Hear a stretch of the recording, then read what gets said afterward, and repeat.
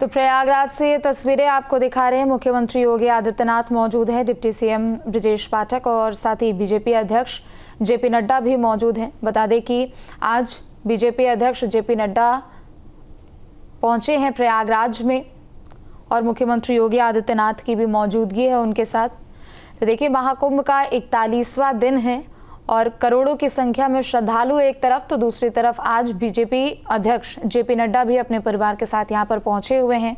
मुख्यमंत्री योगी आदित्यनाथ भी आपको तस्वीरों में नजर आ रहे हैं, डिप्टी सीएम ब्रजेश पाठक भी हैं और महाकुंभ से जुड़ी एक एक जानकारी उनके साथ साझा की जा रही है। तो प्रयागराज में मुख्यमंत्री योगी आदित्यनाथ, बीजेपी अध्यक्ष जेपी नड्डा और साथ ही साथ ब्रजेश पाठक की मौजूदगी है। बता दें कि जेपी नड्डा आज अपने पूरे परिवार के साथ यहां आस्था की डुबकी लगाते हुए नजर आएंगे।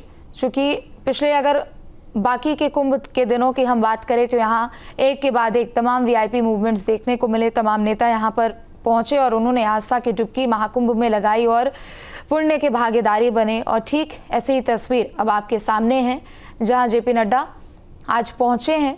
महाकुंभ का 41वां दिन है और जेपी नड्डा के साथ मौजूद यहां तमाम लोग एक एक करके उनका परिचय देते हुए मुख्यमंत्री योगी आदित्यनाथ भी तस्वीरों में आपको नजर आ रहे हैं, डिप्टी सीएम ब्रजेश पाठक भी हैं। तो महाकुंभ के समापन को अब महज 4 दिन का समय बाकी है। महाशिवरात्रि के साथ महाकुंभ का समापन हो जाएगा, लेकिन ठीक उससे पहले आज एक बार फिर से प्रयागराज में वीआईपी मूवमेंट देखने को मिल रहा है। जेपी नड्डा आज यहाँ पर पहुंचे हुए हैं। बीजेपी अध्यक्ष जेपी नड्डा का प्रयागराज दौरा है और ये तस्वीरें आपके सामने। तो अब से थोड़ी ही देर में वो भी तस्वीर देखने को मिलेगी जब जेपी नड्डा यहाँ पर आस्था की डुबकी लगाते हुए नजर आएंगे। तो करोड़ों की संख्या में श्रद्धालु अभी तक महाकुंभ में पहुंच चुके हैं, जो दिन प्रतिदिन आंकड़े निकलकर सामने आ रहे हैं। बता दें कि अब तक 60 करोड़ से ज्यादा लोगों ने स्नान पूजन किया है महाकुंभ में पहुंचकर। और चाहे तमाम नेता हो, चाहे बॉलीवुड सेलिब्रिटीज हो, आम लोग हो या फिर खास लोग हो, सभी पुण्य के भागीदारी बनने के लिए महाकुंभ में स्नान करने के लिए यहाँ पर पहुंच चुके हैं। अविनाश ज्यादा जानकारी के लिए जुड़ चुके हैं। अविनाश, एक बार फिर से वीआईपी मूवमेंट, जेपी नड्डा यहाँ पर पहुंचे हैं और एक एक तस्वीर भी हम दिखा रहे हैं। सीएम योगी एक एक जानकारी महाकुंभ से जुड़ी हुई दे रहे हैं। बिल्कुल, देखिए, मुख्यमंत्री भी पहुंच चुके हैं और जेपी नड्डा भी पहुंच चुके हैं। और देखा जाए तो चूंकि जेपी नड्डा को संगम में स्नान के साथ साथ जो लेटे हनुमान जी का मंदिर है वहां पर दर्शन और पूजन भी करना है, तो चूंकि सीएम योगी महाकुंभ से जुड़ी हर जानकारी भी साझा कर रहे हैं जेपी नड्डा के साथ कि किस तरीके से जो आस्था का जनसैलाब उमड़ा है और किस तरीके से इस भीड़ को, श्रद्धालुओं की संख्या को मैनेज किया जा रहा है, कंट्रोल किया जा रहा है, क्योंकि बड़ी चुनौती है। जाहिर सी बात है कि ये सारी जानकारी दी जा रही है जेपी नड्डा को। और इसकी महत्वपूर्ण ये भी है कि 26 फरवरी को जो स्नान हो रहा है महाशिवरात्रि का, क्योंकि जेपी नड्डा तो चले जाएंगे लेकिन मुख्यमंत्री तकरीबन 8 साढ़े 8 के आसपास निकलेंगे यहाँ से लखनऊ के लिए, क्योंकि अधिकारियों के साथ बैठक में महाशिवरात्रि का जो स्नान होने की समीक्षा की जाएगी। तैयारियों को लेकर कि क्या कुछ तैयारी होनी चाहिए, किस प्लान के तहत महाशिवरात्रि के स्नान को सफल बनाना है, तो वो ब्रीफ किया जाएगा मुख्यमंत्री को। उसके बाद मुख्यमंत्री की तरफ से निर्देशित किया जाएगा। हालांकि अभी फिलहाल तो जेपी नड्डा के साथ मुख्यमंत्री मौजूद हैं, लेकिन जेपी नड्डा के जाने के बाद मुख्यमंत्री अधिकारियों के साथ बैठक करेंगे। बिल्कुल, चूंकि देखिए, और आज 41वां दिन है महाकुंभ का और इस पूरे 41 दिनों की बात करें, आम से लेकर खास लोग भी यहाँ पर पहुंचे हैं, चाहे वो नेता नगरी के लोग हो, बॉलीवुड सेलिब्रिटीज हो, विदेशों से भी यहाँ पर लोग आए हैं। तो महाकुंभ की महिमा सिर्फ देश ही नहीं बल्कि दुनिया के कोने कोने में नजर आ रही है और लोग बड़ी संख्या में पहुंच रहे हैं। अविनाश, बिल्कुल ठीक आपने पेशी देखिए, क्या आम और क्या खास है। हर कोई चाहता है कि महाकुंभ में आकर वो एक बार कम से कम स्नान करे। और देखिए, यही वजह है कि जो आंकड़ा है वो 60 करोड़ के पार जा चुका है। हर रोज 1 करोड़ से ज्यादा लोग स्नान कर रहे हैं। और न सिर्फ जेपी नड्डा बल्कि चाहे प्रधानमंत्री की बात करें, राष्ट्रपति की बात करें, कई राज्यों के मुख्यमंत्रियों की बात करें, तो दुनिया भर से लोग पहुंच रहे हैं और एक अलग से उत्साह देखने को मिल रहा है। और जाहिर सी बात है कि जिस ग्रह नक्षत्रों के सहयोग में, योग में इस बार महाकुंभ का आयोजन हो रहा है, तो लोगों की चाहत है, लोगों की कम से कम एक संघ में आकर स्नान किया जाए। बिल्कुल, चूंकि देखिए अब महाकुंभ अपनी समाप्ति की ओर है, तो जाहिर सी बात है कि श्रद्धालुओं की भी संख्या यहाँ पर आम तौर के मुकाबले ज्यादा है। तो कैसे सब कुछ व्यवस्थित यहाँ पर किया जा रहा है, चूंकि वीआईपी मूवमेंट भी है और अगले 4 दिनों में काफी संख्या में भी लोग पहुंचेंगे? देखिए, निश्चित तौर पर पहले के मुकाबले जो भीड़ है और ज्यादा बढ़ चुकी है, क्योंकि आमतौर पर पहले ये होता ये था कि जो शाही स्नान होते थे उस संख्या पर हो जाती थी, लेकिन अब हर रोज सोचिए कि 1 करोड़ 1.25 करोड़ के आसपास संगम पहुंचते हैं। जाहिर सी बात चुनौतियां तो हैं, लेकिन उन चुनौतियों से निपटने के लिए क्योंकि पहले से तैयारी की जाती है, महाकुंभ को सफल बनाने के लिए 60,000 से ज्यादा पुलिस वालों को तैनात किया गया है। जो कंट्रोल कमांड सेंटर है उसको स्थापित किया गया है, सुरक्षा के लिहाज से किस तरीके से व्यवस्था होनी चाहिए उसको सुनिश्चित किया गया है। साथ ही में भीड़ को कंट्रोल करने के लिए एक मैनेजमेंट तैयार किया गया है। तो ये तमाम चीजें हैं और सोचिए कि भीड़ तब आ रही है जब जो तमाम अखाड़े थे, जो 13 अखाड़े थे वो यहाँ से जा चुके हैं। उसके बावजूद लोगों में जो महाकुंभ को लेकर क्रेज है वो खत्म होता नहीं दिख रहा है और ये उम्मीद की जा रही है कि जिस दिन महाशिवरात्रि का स्नान होगा उस दिन ये जो संख्या होगी कहीं से ज्यादा रहने वाली है। बिल्कुल, और चूंकि देखिए यहाँ पर अधिकारियों के साथ बैठक भी होगी और आपने बताया कि सीएम योगी यहाँ से दरअसल थोड़ी देर से प्रस्थान करने वाले हैं, यानी एक तरीके से समझा जाए कि महाशिवरात्रि को लेकर कुछ अतिरिक्त दिशा निर्देश यहाँ पर दिए जा सकते हैं और कुछ नई व्यवस्थाएं श्रद्धालुओं की संख्या के लिहाज से देखने को मिलेंगे। क्योंकि देखिए, क्योंकि महाशिवरात्रि को जो स्नान है वो आखिरी स्नान होगा, उसके बाद कुंभ का समापन होना है और लोगों की कोशिश है कि महाशिवरात्रि के दिन आए, क्योंकि उस दिन माना जा रहा है कि जैसी भीड़ मौनी अमावस्या के दिन थी वैसी भीड़ हो सकती है। क्योंकि अगर हम बात करें तो जिस हिसाब से लोग आ रहे हैं, क्योंकि आज भी अगर हम बात करें तो आज भी 1 करोड़ से ज्यादा लोग जो हैं वो स्नान कर चुके हैं। तो अगले 2 से 3 दिनों में जो संख्या है, जो तादाद है और ज्यादा बढ़ने वाली है, तो उसको कंट्रोल करने के लिए क्योंकि एक प्लान बनाया गया है। ऑपरेशन 11 की बात करें तो उसको लॉन्च किया जाएगा। महाशिवरात्रि में जो स्नान होना है किस तरीके से ट्रैफिक को कंट्रोल करना है, सुरक्षा के लिहाज से क्या व्यवस्थाएं हो सकती हैं, तो इन तमाम चीजों को लेकर आज समीक्षा की जाएगी मुख्यमंत्री के साथ। मुख्यमंत्री जो जिला प्रशासन और जो पुलिस प्रशासन के लोग हैं उनके साथ बैठक करेंगे कि जो संगम क्षेत्र है यहाँ पर तो व्यवस्थाएं दुरुस्त रहें, साथ ही में जो प्रयागराज शहर है वहां पर कहीं से अव्यवस्था ना हो। और सबसे महत्वपूर्ण ये है कि जो श्रद्धालु दूर दूर से देश के कोने कोने से यहाँ पर पहुंच रहे हैं उनको यहाँ पर पहुंचने में कोई दिक्कत ना हो, तो इसको लेकर एक रोडमैप तैयार किया जाएगा और उसी रोडमैप के तहत महाशिवरात्रि के स्नान को संपन्न कराया जाएगा। बिल्कुल, और देखिए जैसे महाकुंभ पूरे दुनिया भर में अभी आध्यात्मिक केंद्र बना हुआ है और जाहिर सी बात है जितनी बड़ी संख्या में चाहे आम लोग हो, खास लोग पहुंच रहे हैं, जलमार्ग के जरिए वो भ्रमण करते हैं, जो साइबेरियन पक्षी है उनको दाना खिलाते हुए नजर आते हैं और अभी भी यही तस्वीर जहां सीएम योगी और जेपी नड्डा एक साथ नजर आ रहे हैं।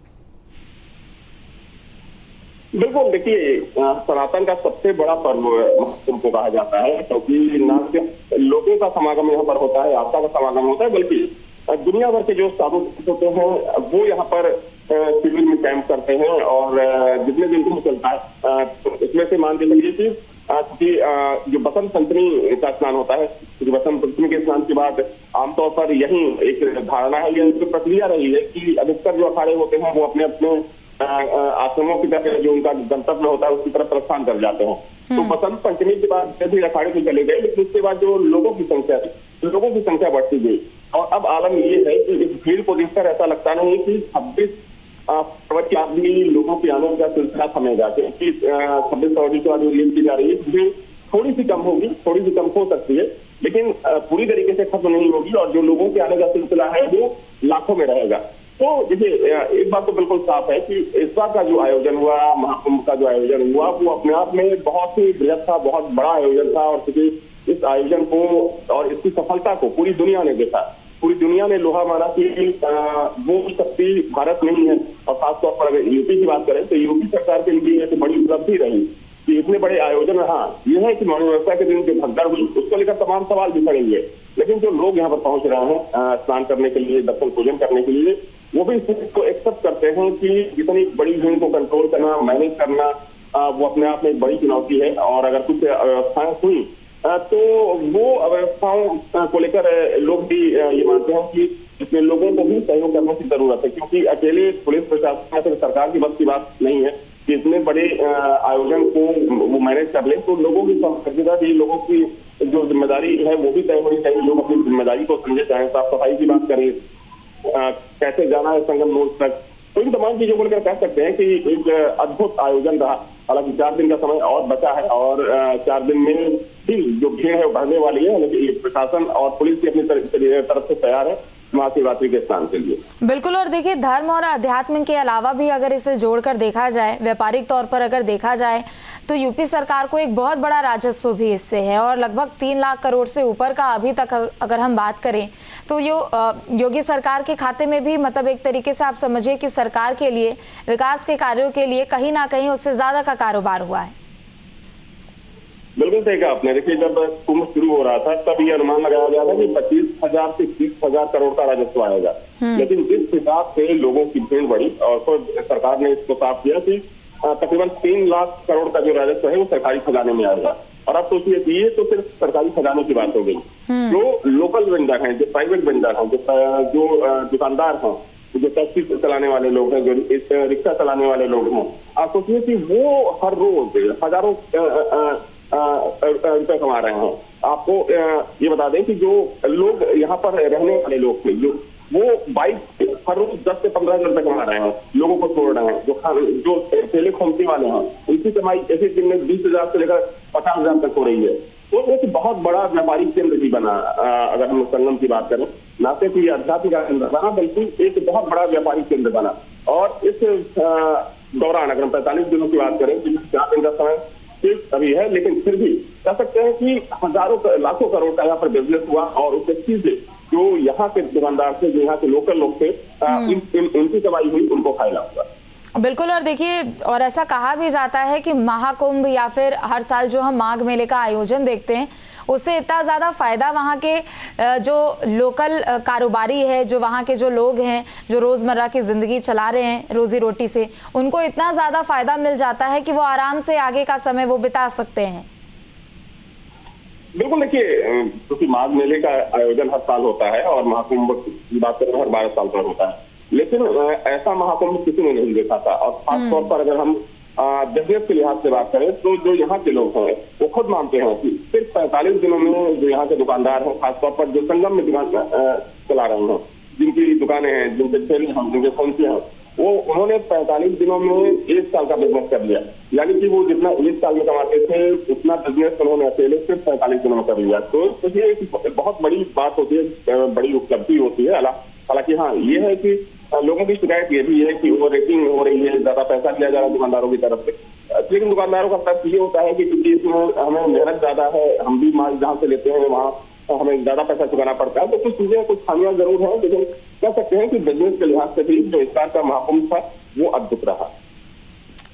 अब बिल्कुल। और देखिए, हम तस्वीरें भी दिखा रहे हैं अविनाश की, मुख्यमंत्री योगी आदित्यनाथ जेपी नड्डा के साथ मौजूद है। लेकिन अगर हम इस पूरे महाकुंभ के इस समय को देखें, पूरे अभी 41 दिनों के कार्यकाल को अगर हम देखते हैं, तो कई बार सीएम योगी भी यहाँ पर पहुंच चुके हैं, चाहे वो निजी दौरे को लेकर तो नहीं, लेकिन अगर हम सरकारी या फिर प्रशासनिक कार्यों को देखें तो कई बार सीएम पहुंचे हैं, चाहे वो अलग अलग देशों के या फिर प्रधानमंत्री पहुंचे या फिर राष्ट्रपति पहुंची, तो सभी के साथ सीएम यहाँ पर जरूर पहुंचे हैं। लेकिन जानकारियों को लेकर अधिकारियों के साथ वो हमेशा एकदम टच में रहे और पल पल का अपडेट, और जैसा कि आप कह भी रहे थे बीते दिनों के हर 6 घंटे की रिपोर्ट दी जाती है सीएम को।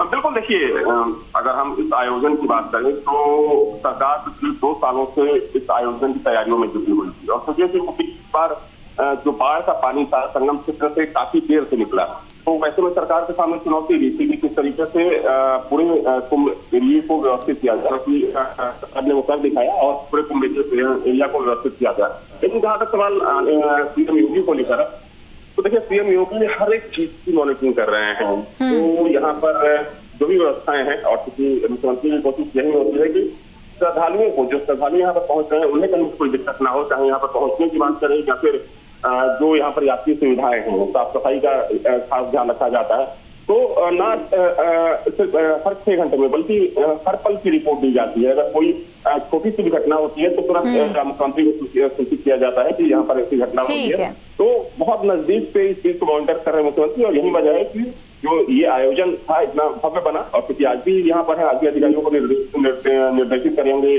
मास्क को लेकर, तो जाहिर सी बात है कि मुख्यमंत्री की एक प्रतिबद्धता है महाकुंभ को लेकर, और यही वजह है कि ये आयोजन इतना बड़ा, बृहद और सफल। ठीक है, बहुत शुक्रिया अविनाश आपका तमाम जानकारियों के लिए।